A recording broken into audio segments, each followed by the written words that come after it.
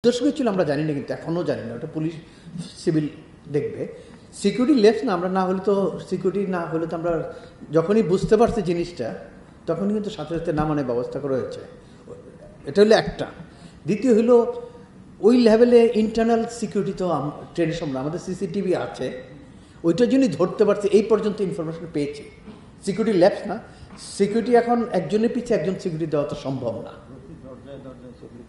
প্রতি দরজায় দরজায় আমরা সিসিটিভি দিয়েছি, ইটস এ সলিউশন, সিকিউরিটি সলিউশনের জন্য।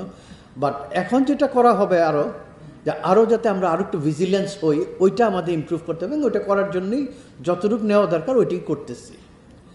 তারপরে পাবলিক স্পেসের জন্য আরেকটু সিকিউরিটির জন্য এটা জানানোর জন্য স্টেশনগুলির নিচে আমরা সিসিটিভি ক্যামেরা লাগানোর ব্যবস্থা করতেছি। তাতে হবে কি, উৎসটা কোথার থেকে অ্যাটলিস্ট আমরা বুঝতে পারবো, ট্রেস ব্যাক করে বুঝতে পারবো যে উৎসটা কোথার থেকে আসতেছে, বা কোনো সাবোটেজ আছে কিনা, বা কোনো লিঙ্ক আপ আছে কিনা নিচে। ঠিক আছে, এর নিচের ক্যামেরাটা যদি খুব সত্তর ইনস্টল করা হবে। এই দুইজন না কয়জন এটা কিন্তু ম্যাডাম এখনও জানা যায়নি, এখনও আমরা বাইর করতে পারিনি, কারণ দুইটাই তো ঢুকছে কিভাবে। পাবলিক দুই একজন বলছে যে আরেকজন ছিল হয়তো, তা আমরা তো ওইটাও রুল আউট করতে পারি না, যেহেতু বলছে we have to respect them.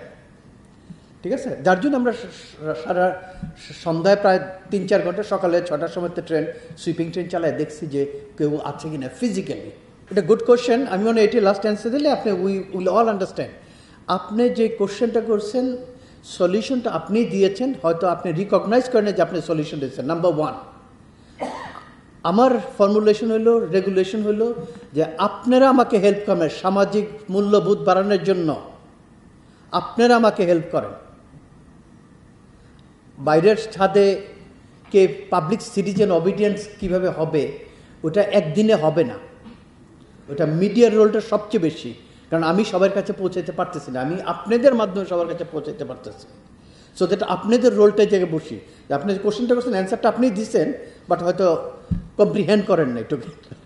ঠিক আছে, আমি আপনাদের কাছে আর গতবারও বলছি যে মিডিয়া পজিটিভ না হলে সিভিক সেন্স বাড়ানো সম্ভব না, আমাদের হিউম্যান সাইড বাড়ানো সম্ভব না।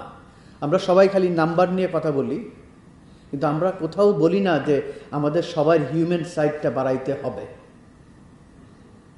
আর আনটিল আনলেস আপনি যদি হিউম্যান সাইডটা না বাড়ান, আমি যতই রিইনফোর্স করি সিকিউরিটি, যতই নাম্বার পুলিশ আনসার বাড়াই, এই জিনিস ছাদের উপর থেকে লাঠি ফালান, আপনি আরও জানেন, 2-1টা ড্রোনও পড়েছে, আমি পাবলিকলি বলতে চাই না, বাট পাবলিক তো আমার থাকতে হবে ট্রেনে। ড্রোনও ফেলাইছে ট্র্যাকের উপরে গত সপ্তাহে। তারপরে আমরা টোটাল 7টা ককটেল পাওয়া গেছে টোটালি গত কিছু দিনে। ঠিক আছে, 7টা ইনসিডেন্ট ঘটেছে।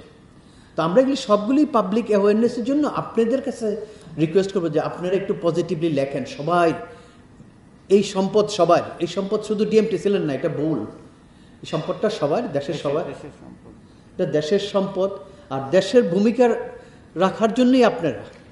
তা আমি আপনাদের কাছে আবারও রিকোয়েস্ট করবো যে please you help us, that আমরা যাতে এই সম্পদটা রক্ষা করতে পারি এবং পাবলিক অ্যাওয়ারনেসটা বাড়াইতে পারি। না, সাবোটাজ কথাটা যে বলছি ওই ওয়ার্ড নিয়ে আপনি থাকলে তো না, এর সাথে আমি বাকি আগেও 4টা শব্দ বলেছি, এরপরেও আমি 4টা শব্দ বলেছি হয়তো। ঠিক আছে, sabotage is one of the probability. তা আমি যদি ওইটা নিয়ে বসে থাকি যে আমি বলছি কেন, হইতে পারে, আমি এখনও জানি না, এটা পুলিশ ইনভেস্টিগেট করতেছে।